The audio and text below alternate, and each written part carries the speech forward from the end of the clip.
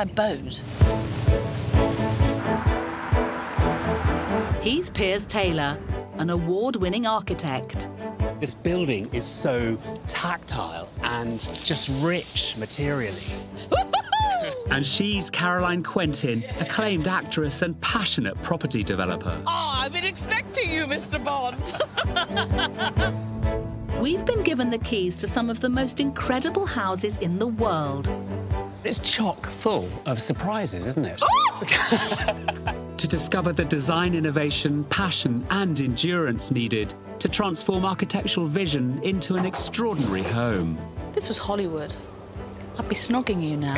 Together, we'll be travelling the globe. Oh, look down there. I would, but I'm trying not to kill us. No, you look ahead. Meeting the architects and owners who have taken on the challenge of building unconventional homes in demanding locations. Just another day on the wing of a 747. Whether it's navigating the logistics of constructing a house on top of a remote mountain, Why would you build a house where you can only get there by cable car? Negotiating the ancient trees of a fragile forest. You never see a building this close to the trees. I mean, that's 6 inches away.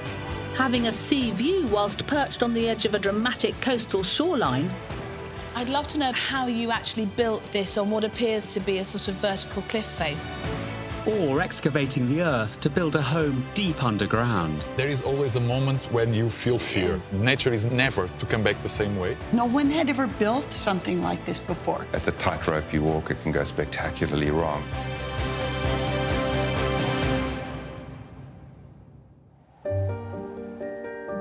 Soaring high above sea level, remote mountain living offers peace, tranquility, and stunning vistas. You don't come across views like that more than once in a lifetime. It is somewhere that, once seen, it would never be forgotten. But building a home at altitude, exposed to the elements, often with no running water or even roads, is an endurance test only the bravest take on. How on earth did you get this house up a mountain? Piers and I will be travelling from the southern Alps of New Zealand to the peaks of the Swiss Alps. I mean, this is a building that you need to be able to batten down the hatches of. It's an antidote as well to sort of the frilly umpire houses all around it as well, isn't it? And from the heat of the desert ranges of Arizona to the coastal mountains of California, discovering what it takes to design, build and live in the world's most extraordinary mountain homes. At any point did you think, I've made a terrible mistake here, I've employed a madman? did. Did you? Yeah. Did you? Did you? At which point? When it was too late.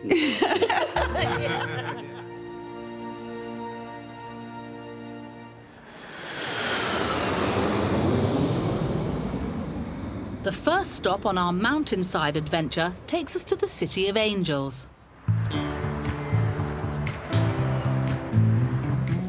But we're not here to see the sights. Piers and I are leaving downtown LA behind and winding high into the Santa Monica Mountains, where one homeowner built her dream home from the most unthinkable reused building material.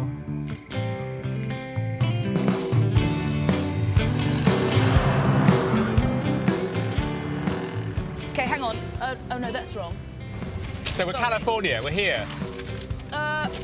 You're looking at Arizona, aren't you? The woman who owns this house, has built this house, spent years looking for the right plot of land.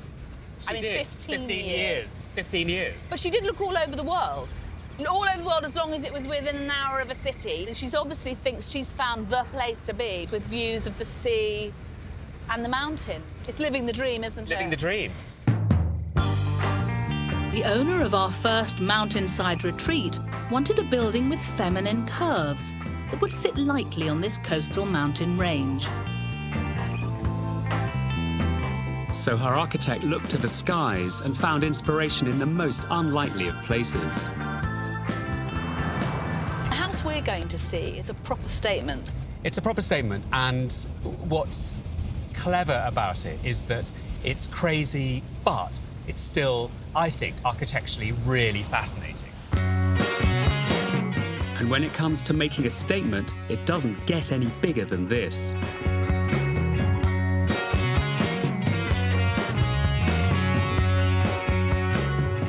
Built from the wings and tail fins of a disused Boeing 747, this award-winning house is one of a kind.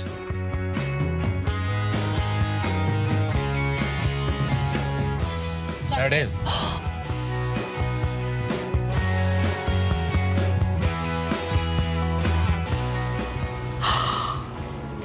You've got to be happy with that, Pete. It's extraordinary. Let's have a look at this. Oh. I think we're here. Yeah. Are you impressed?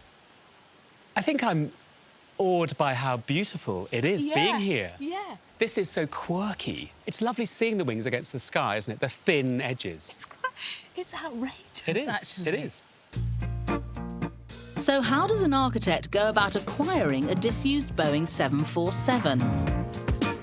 Well, in the middle of the Californian desert, there's a graveyard of retired aeroplanes.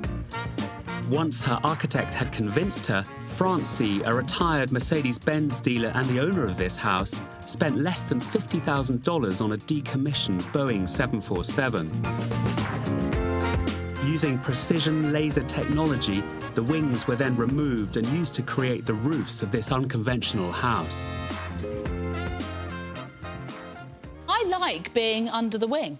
Me too. I think it's really comforting. Yeah. So it is, I mean, it is like a bird's wing in a way, isn't it? This would also encourage the breeze across it, because you could open those windows at the back on a really hot day, and because aircraft wings are designed to bring air under them. So this would be naturally ventilated. And actually, planes, remember, are the best engineered things in the world. So everything is beautifully made, beautifully put together, incredibly durable, the best materials. I mean, architects are obsessed by nuts and bolts and fixings and how things are made. And it is a beautiful, beautiful thing. But at the same time, it looks quite homemade, doesn't it? It does. All the little squares of Yeah, whatever. surprising. What's the metal? Aluminium. So little squares of aluminium just sort of riveted together. Yeah, well, it would have been patched, actually, and repaired over the years, because, you know, they're used for 40 years or something. The concrete and this and the metal going up to the wing, that works. It does. I mean, it's designed so that the glass is the thing that, by and large, touches it, so you always see the shape. At ground level, this eccentric building blends seamlessly into the mountainous landscape. But from the air, the shape of the wings is clearly visible. There was a real risk that pilots could confuse it for a downed plane. So the project had to be registered and cleared with 17 government agencies, including Homeland Security. I want to go on that wing now. I think we should. I'm going to leap up. Oh, show off. Here we go, just another day on the wing of a 747. Just enjoying ourselves. Taking flight. Striding Yeah. out. Cool. It's quite spectacular, isn't it? I mean, this, you know, this is incredible, really. And actually, oh, wow, it's quite bouncy here. Piers, stop it! I just think we have to get in sync. With 2 wings, 2 tail fins, and a 55-acre plot to play with, the architect was able to create a main house and a guest house for the owner. The 747 wings are the perfect curvilinear design to float on top of the 2 buildings to maximise the views while providing a roof which requires minimal structural support.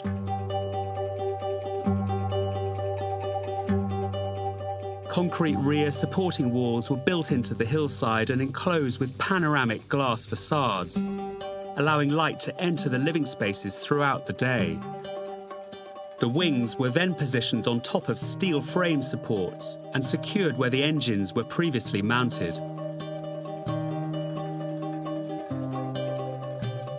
I love it outside, but Piers, let's go in. Let's go. Let's go in.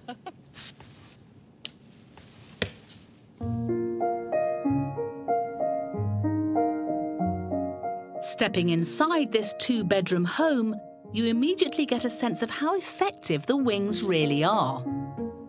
It's great. Yeah. It's actually almost better inside, because it reads as an abstract bit of art up there. That is great view up there, isn't Lovely, it? yeah, lovely. Like a little mini invitation to go upstairs and see up there. And there's more creative use of recycled plane parts. This section of the fuselage has been turned into a hatch through from the study to the kitchen. It's nice from the back, this. Very nice. Isn't it? Seeing all those rivets and so on.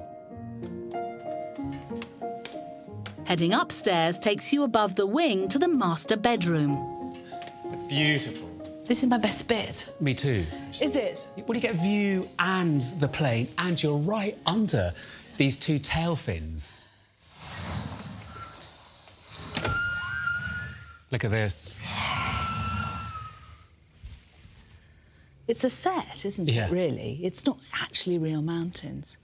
It's a very well-painted backdrop from a Hollywood movie. It is. And looking out and seeing the wing at the end is so surreal, isn't it? I don't think I'd ever tire of looking at those mountains. Hi. Caroline.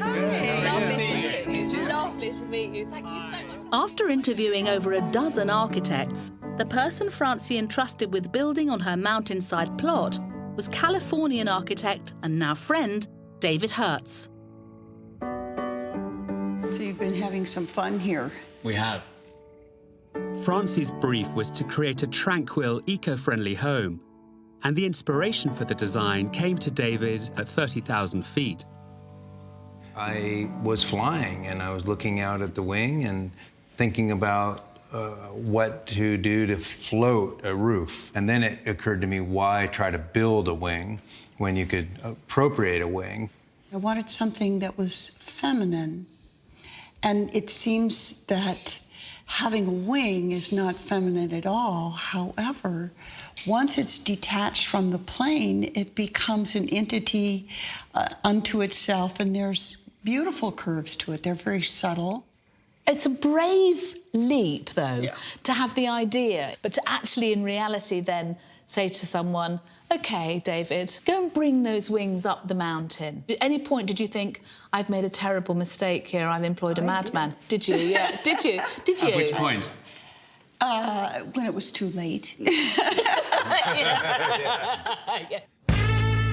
The biggest challenge Francie and David had to face was transporting the wings of the 747 onto the remote mountainside location, 1,000 feet above sea level.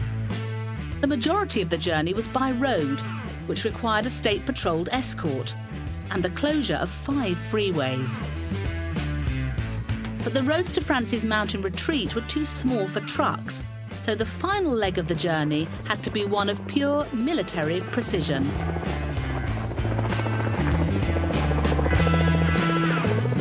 One of the largest cargo-lifting helicopters in the world was drafted in to airlift the wings up onto the mountain.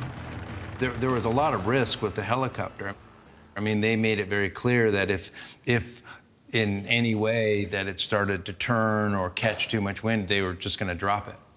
They were going to drop it? Yeah. What was it like as it loomed across, hanging from a helicopter, coming here? Well, it was quite a challenge to realize that part of my budget would go towards hiring a Sky Crane helicopter. I was like, oh my God. With all the unknowns, there was huge financial risk. There was. It was a hell of a lot more than initially what was expected. No one had ever built something like this before. We are talking about millions of dollars, aren't we? You are. Millions and millions of dollars? Let's just leave it at that. There were a lot of surprises that brought the cost to the point that it did. I use the analogy as when you're 3/4 of the way ready to give birth, you can't turn back. Absolutely. You can't turn back, No. and you just keep going. I mean, it sounds exhausting for everybody involved, but is it worth it, Francie, to go through what you've gone through to live here? 100% yes. Yes, it is. It's a phenomenal environment. It's so very, very beautiful, and every day is a complete and utter joy. And I feel so lucky. It is lovely. Yeah. It's lovely. Thank you. We're not leaving. That's why I have only one guest bedroom. As the sun starts to drop behind the mountains, what better way to enjoy the view than a sunset wing walk? much for the most extraordinary day. It's been really wonderful. A toast, if I may, to the Wing House. The Wing House! Hey! Cheers! Cheers! Cheers!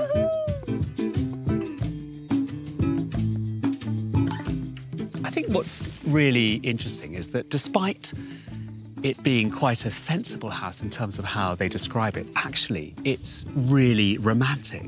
It is. Sort of dream come true. It is. By the mountains.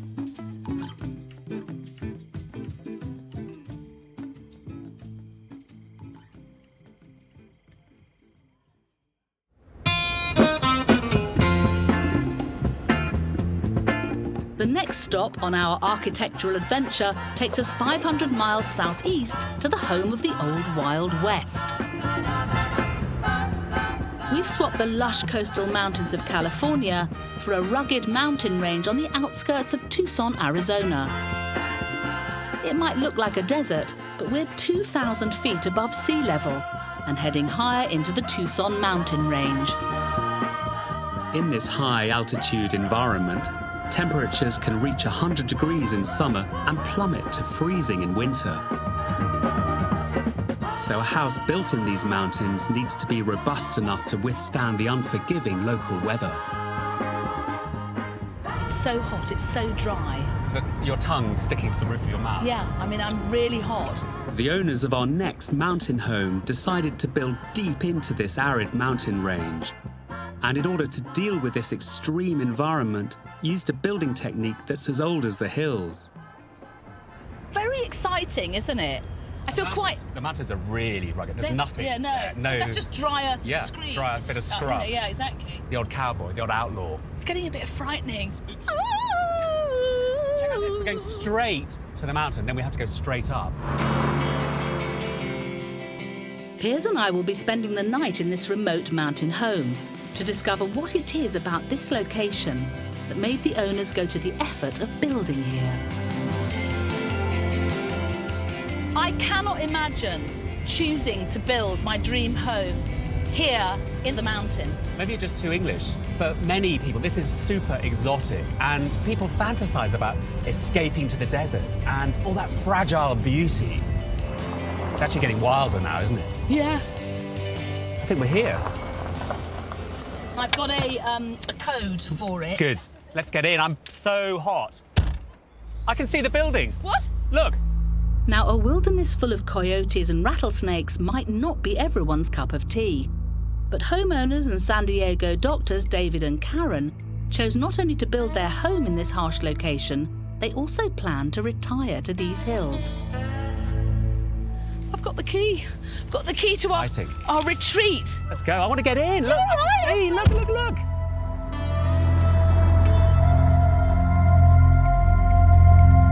Check it out. It's the same colour as the earth. It's good looking, isn't it? Let's go. Okay. God, you're so impatient, honestly. Look at that. Isn't it wonderful the way you could hardly see it? I love that. It disappears out of view. Yeah. Look at it setting. I would have just had you walk through the desert. But you can't because of the scorpions and the rattlesnakes. You've got to have a path. I think we're being funneled in to that point. So good buildings, you know instinctively how to get in. So I think that is the way in. I don't think you're right. The design for this award-winning house was heavily influenced by the most important element of this environment, the weather. The structure was cleverly positioned on an east-west axis to minimize exposure from the hot sun, whilst allowing light and air to filter through the house. The floor plan consists of two main areas for living and sleeping, each of which opens out onto views of the landscape. As the house was built on a single story and with no connecting corridors, the only way to get between each room is to step outside into the desert. The whole design is tied together by this unusual scattered cube staircase. Check these out. These are lovely.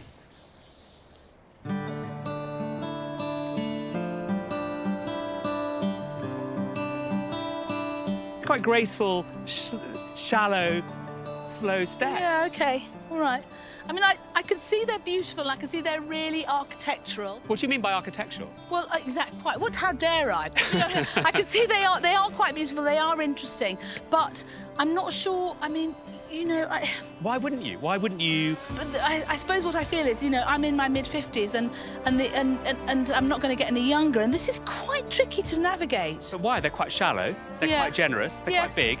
They're also places that would encourage you to sit. All right, I know. Yeah, I'm hearing you.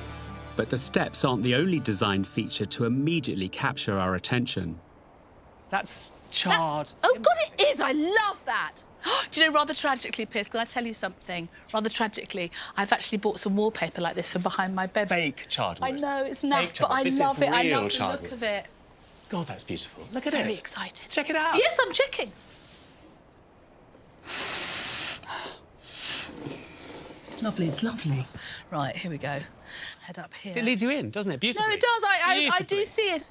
God, this is lovely. Look at this. This is a front door. Here we go. I'll give it a tug. You ready? What? What? That's by the is door, it? Oh, hang too. on. OK. Hang on. It's called in the bottom.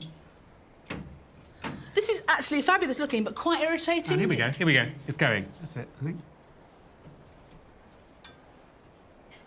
That is a beautiful door. God, it's nice. Wow, wow, wow, I love that. wow. Really well. I hate ordinary doors. I love it. It's great, isn't it? Isn't it beautiful? Piers. It's beautiful.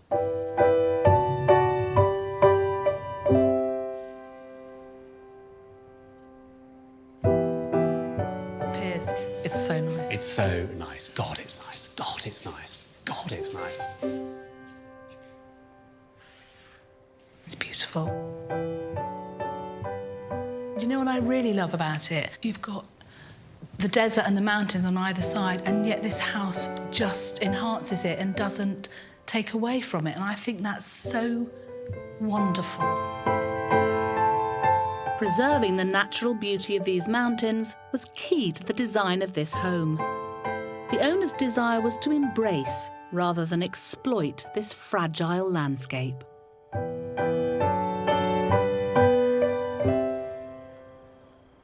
This is where the desert starts. Here, you know, I'm in the house, I'm in the desert. Oh, it's beautiful, Piers. Because it's so hot here, Piers. I mean, I don't think I've ever been as hot as I am at this minute, actually. But when this is open, presumably the breeze just canters through the house. Right the way through. But, you know, also things like this. So this is all about shade. So I guess this sun will never, ever get to here, ever.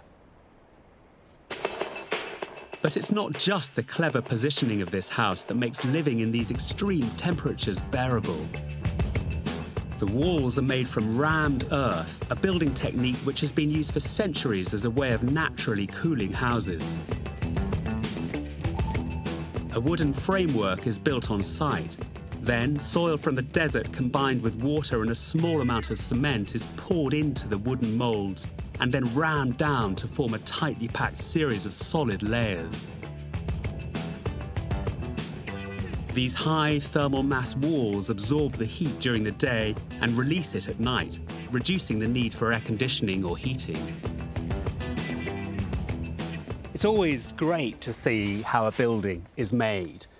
And this is so legible. I mean, you can see all the moulds, see where the moulds were plugged in, see the shape and depth of every lift of this rammed earth. I think for many British people, this is a slightly strange building because it's so unlike the buildings that we know. But the buildings that we know in England grew up out of a tradition of having parapets and roofs and gutters to keep the rain away from the building and detail and ornament to add a certain kind of relief.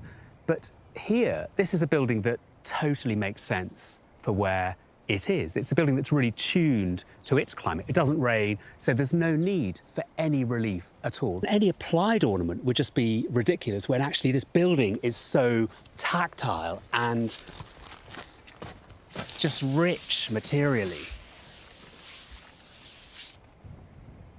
The 2 bedrooms Piers and I will be staying in are to the left of the living area. But with no connecting corridor, there's only one way to get to them. Right. OK. The fabulous steps. This is form over function. I don't care what he says. This is just ludicrous. Actually, this is too big a leap for me, this one, I think. Whoop. Yep, excellent. It's actually like the Giant's Causeway. Unfortunately, I'm not a giant.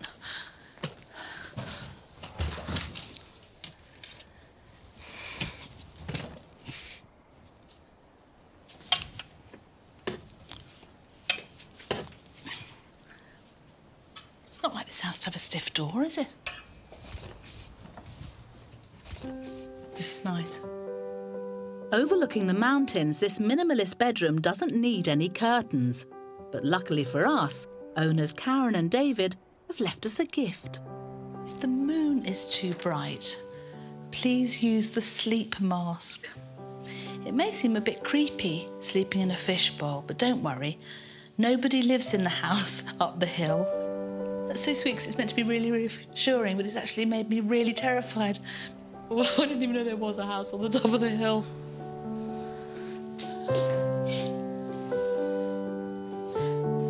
This is a truly stylish and beautiful bathroom. This has been chosen, I mean, very, very carefully. It's beautifully cut. It's so well tiled, this room. It's unbelievable. It's like glass.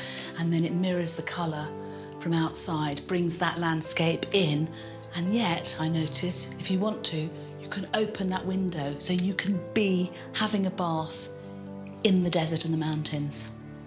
You can't really get a better view than that. As the sun starts to drop behind the mountains, Piers and I get the chance to discover what it's really like to live in this extraordinary environment. Got a little surprise for you. Sounds ominous. You've been hunting. Yeah, I'm gonna skin a rabbit for you, boy. I'll have my sandwich. Yeah, right. The owners built this home looking for an escape from their busy working lives. And it's easy to see what's so attractive about this kind of mountain living. Not many buildings allow us to be this relaxed in it this quickly. I've lived in houses for years and felt less relaxed than I do Me too. here. Me too. Do you want another one of these? Please. No, it does. It really, it's very welcoming, very easy to use. Really easy to use. Yeah. You know, this is their evening every day. I mean, how extraordinary is that? I've never been anywhere like this in my life, have you? It's so different, yet it fits in so beautifully. I love it. I think this is one of the finest houses I've ever seen, and I'm very excited about staying here.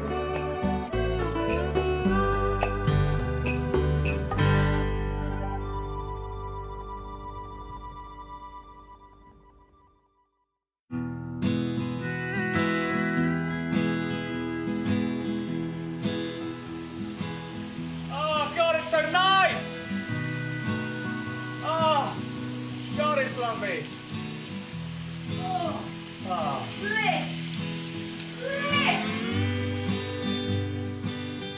After our first desert shower, we're meeting the owners, David and Karen, to find out the challenges they faced building this mountain home.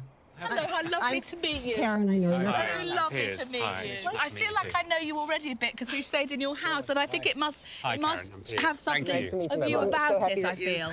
David has had a lifelong connection with this mountainous desert, and 12 years ago found this virgin plot of land on which to build the house of his dreams. So I had been in love with the desert, having grown up here. Yeah. And living in San Diego, I was driving back frequently to see my parents, and I was driving to the beautiful Saguaro Preserve, and I said, I need to get some land. I visited a neighbor here, had dinner, and he realized how passionately I was attached to this land. He called me up one night and said, would you like to be my neighbor? So I said, yes. Is the lot as good as yours? He says, it's better. I said, fine, I'll be over to buy it. That was Thursday night. I'll be over to buy it on Saturday. David employed local architect Cade Hayes, who is passionate about building houses which respect the natural environment. It's a huge responsibility. I mean, this being untouched, virgin landscape, to put a building in here that in theory could spoil it. I said, I really want to keep this land, sort of like we dropped the house down. I want it to fit perfectly into the land. And I thought he got that perfect. Cade's plans took great care to cause minimal disruption to the fragile ecosystem that exists here, and during the build, only 3 cacti had to be moved. Such is the importance of the natural vegetation that a fine is imposed if any cactus is removed without carefully replanting it. The construction people were very careful about the environment. We tried to save every bit of native vegetation that we could. It's a large structure, but the desert all around you is still very happy that you're there. If I did anything right, finding a brilliant young architect and then letting him do what he does. Whilst Piers is getting the lowdown from David, I'm keen to find out from Karen the true cost of building a home in the desert mountains. I've renovated lots of houses with my husband, and we've almost come to... Well, you know, we have been... Like as a you agreed, partnership. like, honey, let's do this together and we're going to agree on this? But we decide we're going to do a project, and then we fall out. There are always things that drive me mad. Have there been problems like that with you and David? Well, there's a little pause of silence there because I have to compose myself a little bit. OK. The house was completed, I think, 2013. And at that point, I stopped by to see it when it was all furnished and photographed, and it looked really beautiful. And then we went home and we kind of looked at the checkbook, and I went, oh, my God, what did we do? So we didn't really come for a year, and we finally had the energy. You didn't come because you overspent? We overspent. We just were exhausted. I'm quite interested. That's a long time not to come to a house. I was kind of thinking about killing my husband. OK. So you weren't angry with us, you were quite angry with David? I was kind of angry in general. Yeah, I get it. I was going to kill him, but Yeah, we were too much in debt, so we needed him to be able to continue to work. Yeah. And I was thinking that would also look bad if I got the life insurance and then I killed him. And the house, it would look awful, wouldn't it? Yeah. So you didn't come. Then you decided you had to come back? We just decided, OK, we did it. We're going to make it work. We're going to come back and enjoy it. That was probably one of the low points of the house experience. Why? Well, during the year we weren't coming, the door was open about this wide. The lights were popping on and off. The bugs were coming through the open door at night to feast on the light. And then there were some rodents that also found their way in to enjoy the toilet water. They love it in here. You clearly have been through a lot. It's cost you a lot of money. It's been quite a journey for you. But arriving here today, what do you feel when you see the house? Do you have any fondness for it? There are more ups than there are downs these days, which is really nice. The house is understated. It doesn't really... It's not flashy. It's not trying to impress you with fancy, ornate this and that. It's just to blend in and be in harmony in this incredibly harsh environment. I think the beauty of the desert is just really, really starting to take hold of me.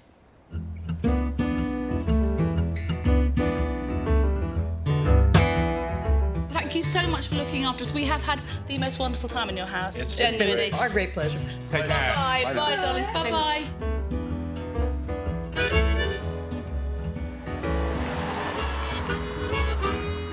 It's an amazing house, but I don't think it's been particularly easily won. Do you think? I mean, because David seems in love with it. I think he is in love with it, but I think that doesn't necessarily mean the journey's been easy for the whole family. Do you think it's been the problem child for them? Yeah. They've been through some stuff.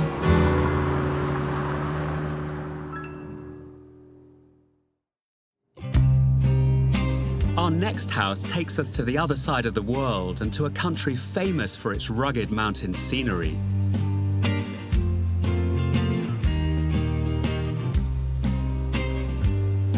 We've landed in the South Island of New Zealand and are heading to a home nestled in the wilderness, half an hour's drive from the nearest town of Wanaka. All my life, whenever people have spoken about the South Island, they talk about it as sort of a bucket list place, one of the most beautiful places in the world, and it is. It's extraordinary. The clouds on the top of the mountains. And so little building, Piers, that's what I'm noticing. Nothing. This area of outstanding natural beauty is fiercely protected by New Zealand planning laws. So much so that any opportunities to build here are extremely rare. But 12 years ago, when a plot of land came up for sale, homeowners Mark and Susanna jumped at the chance to fulfill their dream of living in this remote mountain range. But the hurdle of securing the land was only half the battle. They had to find an architect who would embrace the challenge of designing them a home that would be camouflaged within the surroundings.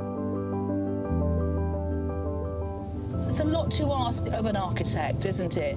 To say, look, I've been in love with this thing for my whole life. This has been a dream for me. And then to say to them, now create the perfect house for this environment that I adore. But if it can't do that, then no one should be building. People shouldn't be littering little houses in beautiful landscapes. They really should be understanding how precious this is. This landscape is so fragile. Once you've spoilt it, it's gone for good. And we're here, we're here.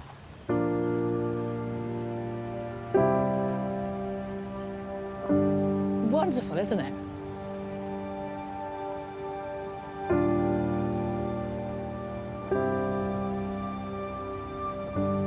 It's quite a subtle little thing, isn't it? Nestled down here. Which I'm pleased about, because I was, rather dreading it might be something big and ostentatious, but it isn't. That roof absolutely follows the line of the mountains. It's rather lovely, isn't it? It almost disappears, doesn't it? Taking on the challenge of designing a building to fit within the landscape, the architects took inspiration from the triangulated geometry reflected by the mountains. They combined that with the unusual sculptural forms found in origami to create this truly unique structure. I mean, that's extraordinary, isn't it? Yeah. Hunkered down, all kind of blends in, doesn't it? The architects carefully selected building materials with colours and textures which would disguise the house within its environment. The wooden cedar cladding and concrete window frames were inspired by the surrounding trees and mountains to create a weathered camouflage. I mean, really beautiful. Some of the nicest cladding I've seen, actually. So not too much glass then, that was a stipulation. Not too much glass, no metal. And the timber goes on the roof as well here. So it is a very low-lying building that probably is semi-invisible from the distance. I imagine it's almost completely invisible. I mean, it really does. It's camouflaged absolutely into the landscape. Well, here we are through the church door. This reminds me of Liverpool Cathedral, this door. Inside, you truly get a sense that you're wrapped in a three-dimensional origami structure. There are unconventional angles almost everywhere you look. As well as creating a beautiful internal space, there's a real purpose to this innovative design. The angled roof juts out of the ceiling, allowing light to enter the building in a variety of ways. Look at this. Look at the sun now. Here I am right at the furthest point in the house from the light, and the sun is flooding in across the cedar. Look at it, it's beautiful. It changes it. It does. A lot, actually, not even subtly. The room changes quite dramatically, doesn't it, because of the sunlight. It's incredible. And it's lovely looking through into different spaces. And that cutout upstairs. That's amazing. It's great. I don't think there's any glass there either. No. I think that is just another portal, another way in. But actually, you know what that's really about? That is about getting that view when you're upstairs. That's some view, isn't it, Piers? It is. This is my favourite type of building that has daylight from the back, sunlight from the back, and view that way. And I really do feel protected from the drama and the weather by this big cutout. This is a very cleverly constructed home, built to protect its occupants from the blistering heat in the summer and howling snowstorms in the winter. It's no wonder this house is christened the Cloak, or to give it its Maori name, Teikitaka. I mean, I can see why this guy fell in love with this exact piece of land, because you don't come across views like that more than once in a lifetime. So you would remember it, you would fall in love with it, and you would want to come back and stay and raise a family here, which is what he's done. It is somewhere that, once seen, it would never be forgotten. I'll never forget it.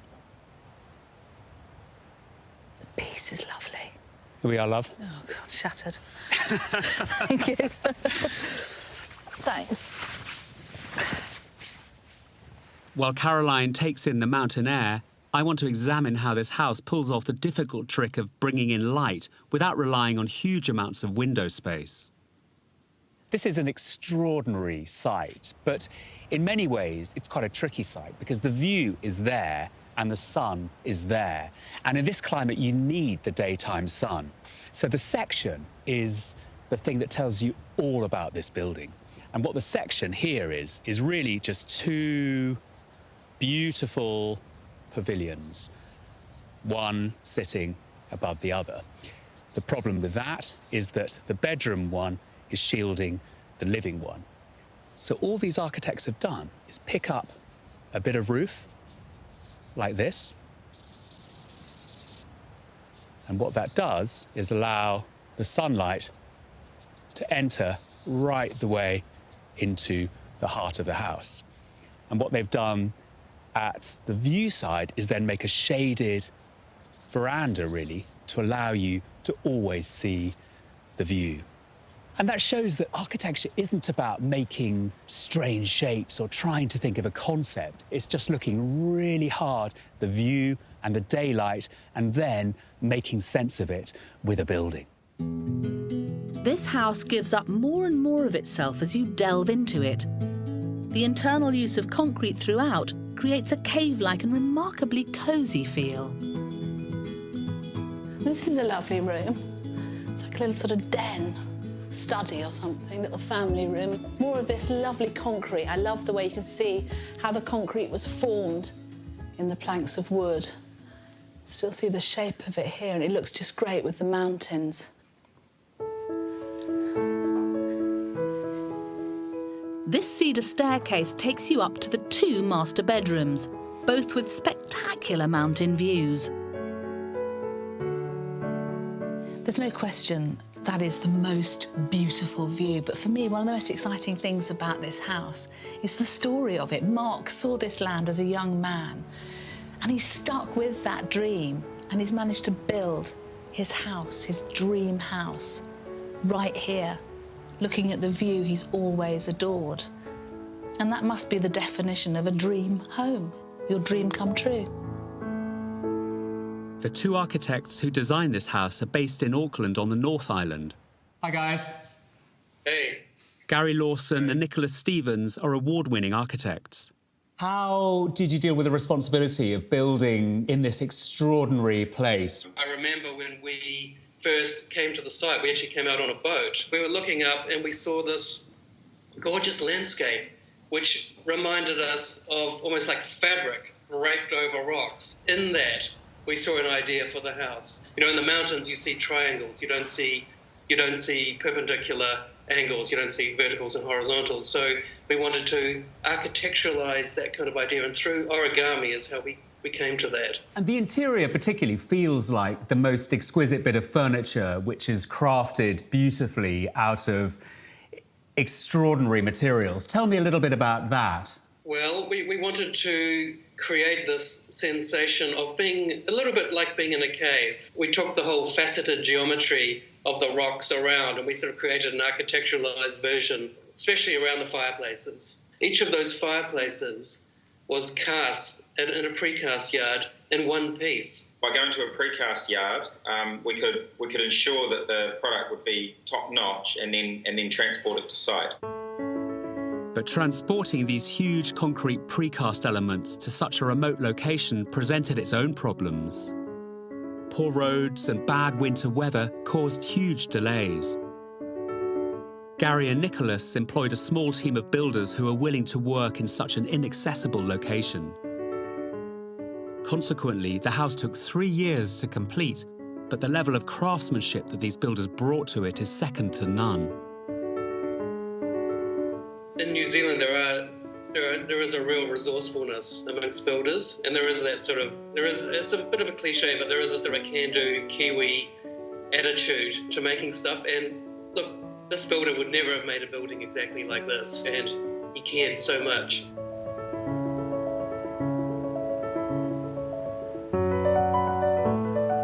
I think for the last 150 years or so, we've really struggled to know how to build beautiful buildings in landscape.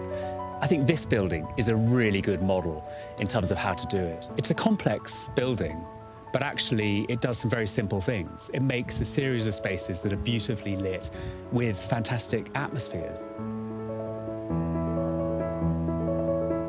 I do love these materials, though. I mean, they're beautiful. This rock, look at it. Only an architect would call grass materials.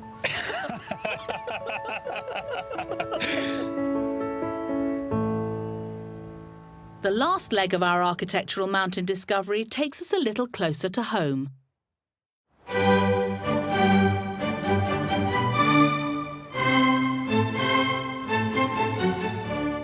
Piers and I are in the Swiss Alps and heading towards Mount Rigi, where two architects took on the challenge of building a holiday home perched on the side of a mountain. Soaring at 1,665 metres above sea level, this house takes in breathtaking views. It has to withstand some of the harshest winter weather Mother Nature can throw at it. And I'm quite excited about how we're getting there. You know something? This is a first for me. I've never been in a cable car Have you before. not? Because you hate heights. Because I've never wanted to go in a cable car before. You might love it. I won't love it. I will. I don't know.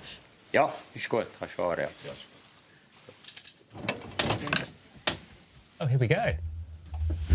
Oh, that's the thing I don't like, so I don't go on photograph. I love this.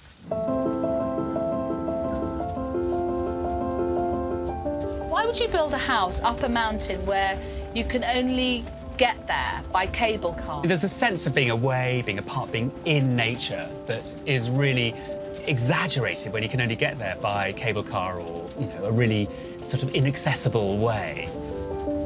This was going to be the greatest view ever. There's absolutely nothing. It's like someone smeared duck fat all over the windows.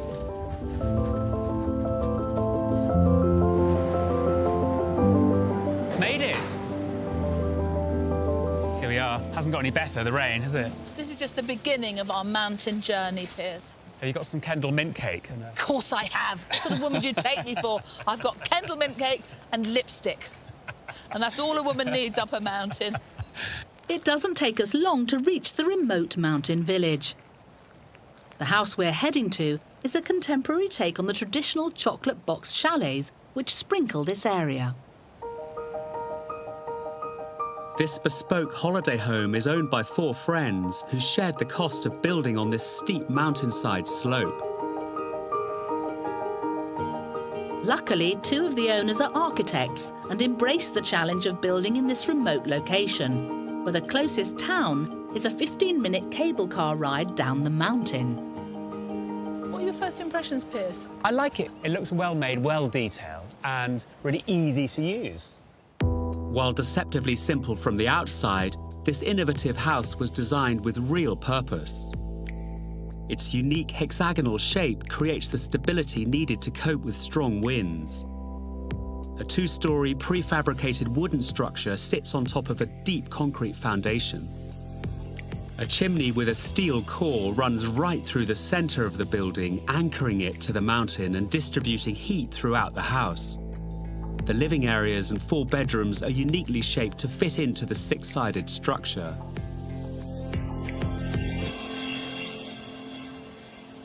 This is the front gate. There we are, Piers. I love this. Good man. Watch the Thank string. you. That's electric. The cows aren't allowed in, but we are. I think that's the best gate I've ever seen. We're going the right way, Piers. Yeah.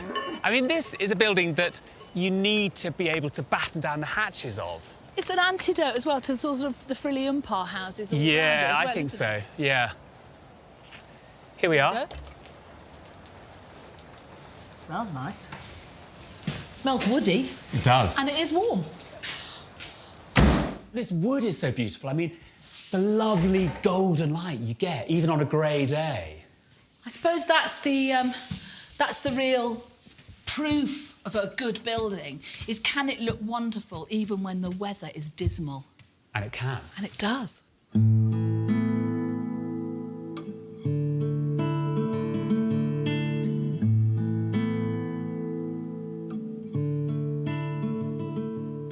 great space. Like it. Like it. What a beautiful space. I mean, that light is beautiful. Love this. You know, I think it's almost better that it's misty. Oh, it's lovely. I do feel like I've been bathed in this sort of honey-coloured glow. These prefabricated plywood walls are a clever touch. They're not only cost-effective, but also enhance the light in every room throughout the house. It's very, very warm, very relaxing. It smells, that smell of the wood is so lovely, and I can imagine the smell of a wood fire. You know, as an architect, there's very few houses I can actually even bear to be in because I either feel claustrophobic or I feel oppressed, but actually this is a beautiful house to be in. The simple combination of wood and concrete throughout this space helps give the house a unique atmosphere. There's often a sense that to make something good, it has to be complex. But this house is just a really good, well-structured space made out of something beautiful, and that's about it. I see the wood theme continues. I've never been in a room with as much wood in as this, unless there's actually been some burning coals in the corner and I've been sitting in a towel, because it is like a sauna. But it works here, and I don't know why it works. Maybe it's to do with the light, maybe it's to do with the size of the spaces. You know, you're very aware when you're walking round that this is sort of ideal for where it is. This just works a dream because the light bounces off all the different angles and it's beautiful. This angular aesthetic continues on the outside. The six-sided irregular shape creates a clever optical illusion to make it seem smaller than its 242 square metres. I think if you stumbled upon this building in the mist, you might think it was a Swiss mountain hut, and it looks tiny. And I know it's a cliche to talk about buildings as sculptural, but this one really is, because as you move around it, more and more of it is revealed to you, and from every angle, it's completely different. And now, along the side, we can see its really beautiful shape. The only thing that's missing from this house so far is the view. So I've come up with a challenge for my architect friend. Piers, I think we should have a little drawing competition to see who can most accurately predict what the view really is. You're going to find some brilliant way of doing it, aren't you? With just a single ballpoint pen and a bit of actorly charm. Yes, I am. So get over it. Ready, set, go.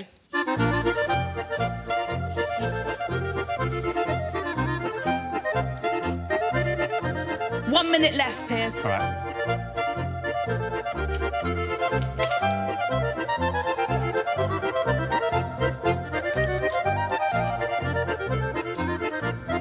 We're done. So what's amazing is we have drawn the same thing. We've drawn the same thing, basically.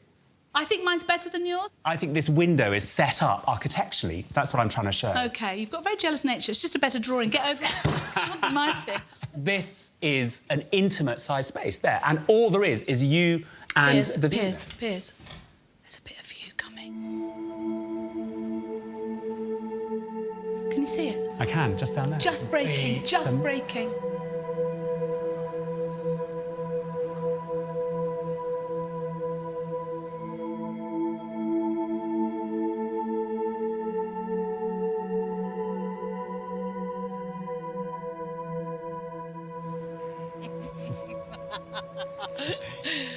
That's extraordinary. Can you believe it? After all this, now the view is revealing itself to us. I'm glad it's now, because we've loved the house already, and now we can actually see why it was built. Do you think we would have loved the house as much if we'd seen this when we started? Yeah. I do as well. And now, spread before us. That's amazing. That looks like a Japanese watercolour, isn't it? It's fantastic. It is like some special effects thing that Hollywood's putting on for us. Yeah. Still think it looks more like my picture than yours, though. Nonsense. Nonsense. So competitive. Even about nature. Owners and architects Andreas and Gabrielle created their mountain holiday home as a place to retreat to, high above the clouds. The Rigi actually is like an island, the mountain. Yeah. The fog is like a lake, you know, like a sea. Yeah. And it's like you would live on the sea. Sometimes people stay under the fog for weeks, you know, and up here it's beautiful weather.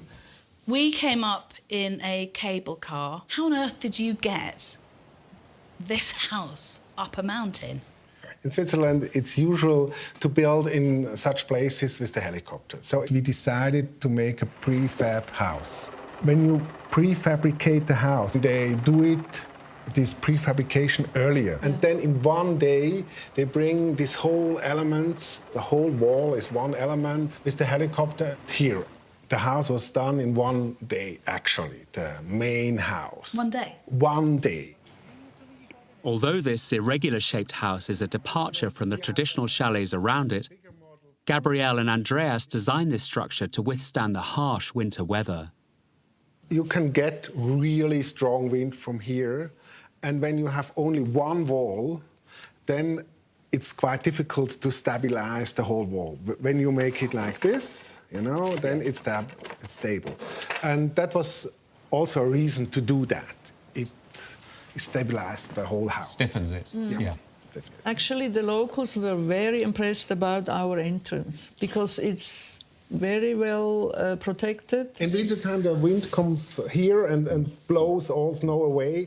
Even the way is always clean. Is it? The grass? Yes, because of the wind. But that's the reality, dealing with weather. If you get that right, everything else is secondary. Do you ever find it hard when you have guests to come and stay? Is it ever hard to get rid of them? It is, yeah. Actually, because everyone loves the place and they don't want to leave. It's exactly like that. Yes. There is no better place, I think. Yeah, I think that's right.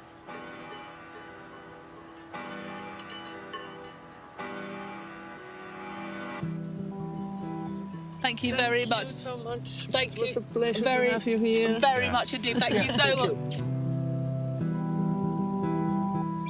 I've learnt a lot today. I've learnt a lot about you, in a way, because I've learnt a lot about architecture, and I've learnt it's not about rooms, it's not about spaces, it's not even about where the windows are or what the surfaces are like. It's how a place feels. It's about atmosphere.